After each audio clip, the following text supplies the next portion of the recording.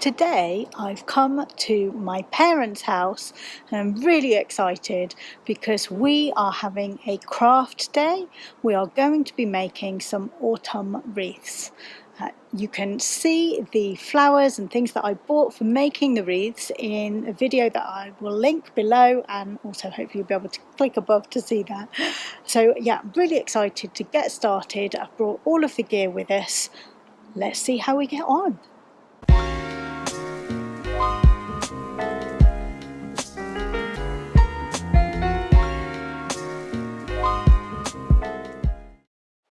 And here's our craft room for the day, and you can see that I've got some of the gorgeous flowers laid out all ready to go for making our wreaths. Just love those colours. And here's the equipment. We've got pliers, scissors, and of course the ever trusty hot glue gun. If you'd like to add a magic autumn touch to your home, then you could have a go at making your own wreath as well. All you need is some form of wreath base like this. This is a grapevine style, or you can use a wireframe. Wireframes tend to be a bit cheaper, but you'll need to do a bit of prep work on them, whereas this grapevine style will be ready to go. So you need that. You will need some form of foliage, and you could get some ferns and berry type plants as well. If you want your autumn wreath to be reusable each year, then I suggest that you use artificial flowers. And then also you will need a selection of flowers. There we go. So you can choose your own colours. Autumnal colours are best, obviously, for an autumn wreath. And a glue gun, if you have it, ideally some form of hot glue gun. And to make it extra nice, something like these mini pumpkins, plastic pumpkins. I ordered these on Amazon, or you could use some bits of potpourri that you glue to it. Also, if you want, you could collect some pines from your local forest, and I've also collected some acorns as well. You can't really see them in that bag, but I collected some acorns, and I've got this copper spray to spray them. You don't have to spray them, but that's an option. And then a good pair of scissors and some wire cutters as well. Then it's just a case of taking the green foliage first and putting that on the base. So putting it in and hot gluing it in, and then adding the flowers and the extra bits on top and the bow.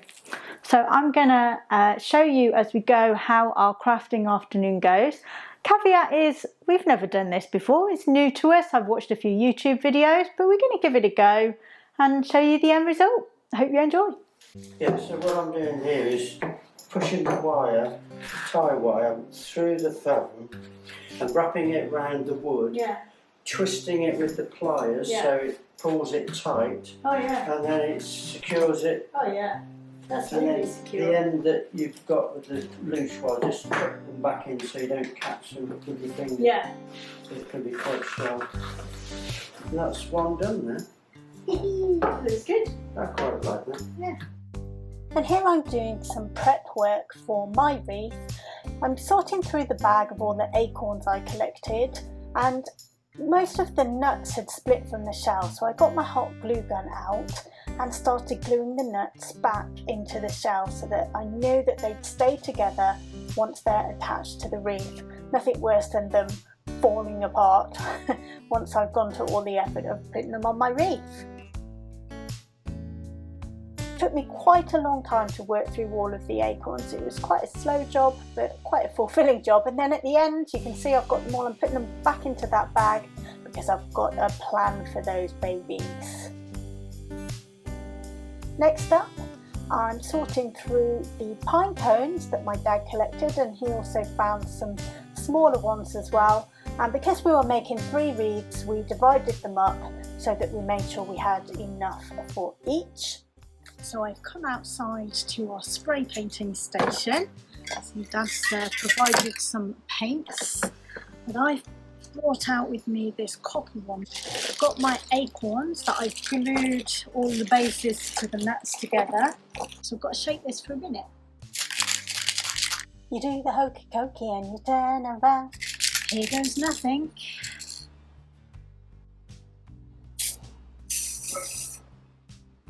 Ooh, I'm liking that.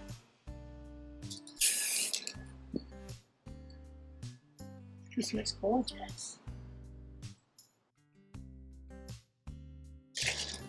Economies of scale.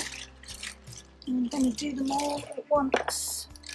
Then less paint gets wasted, hopefully.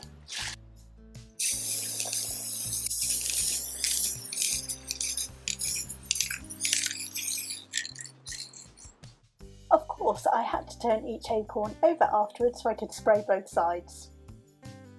But you know, it's really therapeutic doing a bit of crafting like this. It's been a long time since I've done much crafting. I used to do it a lot more when I was younger. I did GCSE art at school and I did really enjoy this kind of thing, but over the years I just got out of it. I was always too busy, and it's just really nice to make the time for it and have a go, experiment. It's all about experimentation and using your imagination as far as I'm concerned. Right, I'm gonna give these babies a second coat on the other side. There we go, I'm delighted with those. I'll leave those to dry. And here's those acorns drying after the spraying. It's a lovely rose gold colour, and the paint is actually bright copper by Rust-Oleum. And here you can see that I'm tidying up my wreath, cutting off any loose ends before I get started. And next it's on to the foliage. I've got lots of green leaves that I'm cutting off the various branches that I bought.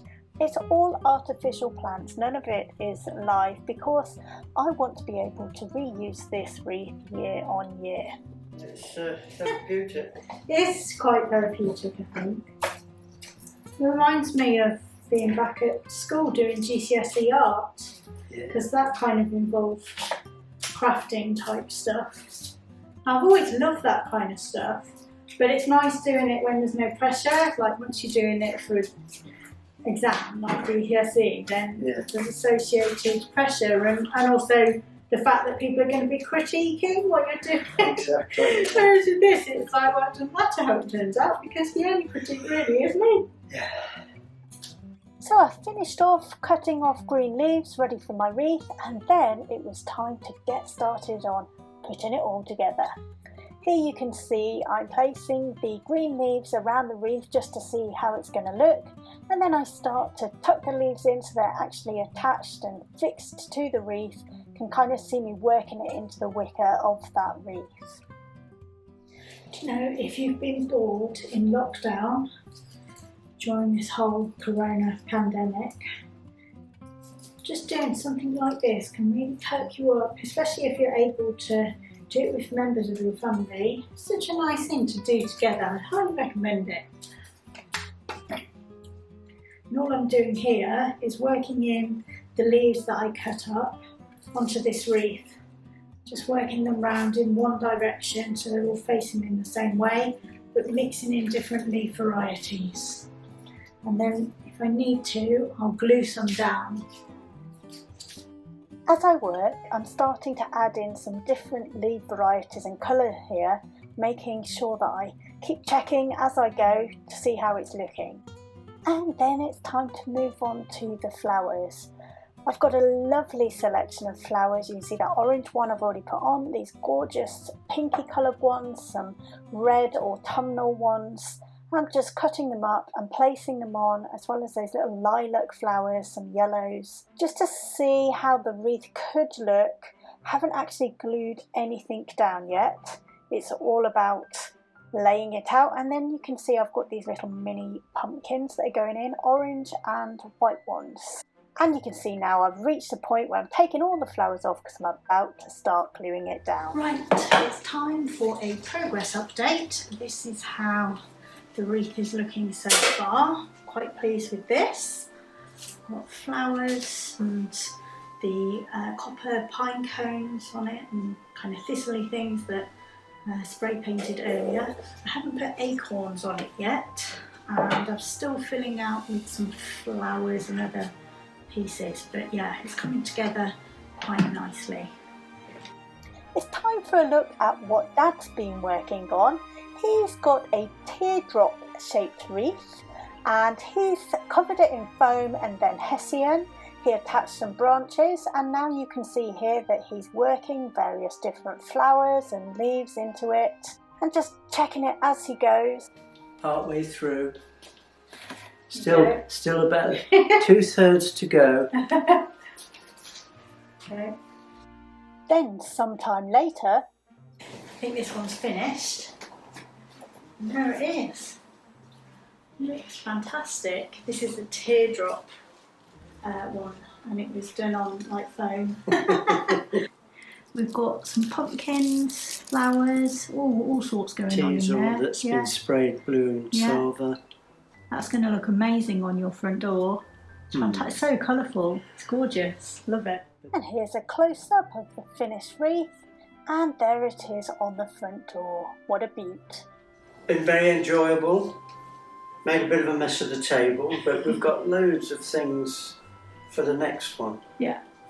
Which is going to be for my sister and my sister and brother-in-law. So that's work in progress at the moment. Oh, here we go. That's the start of it. That's the start of it. Looking amazing already. You could almost just finish, just have the bottom of it done and the top looks lovely. Yeah. So, yeah. Hessian round with the bronze spray on it. Yeah. Brilliant. Awesome. Well, it's been a really long day here. We've had great fun creating our autumn wreaths. We finished 2, we've still got 1 on the go.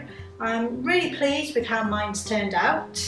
Here we go, I shall show you, and I'll add some photos as well.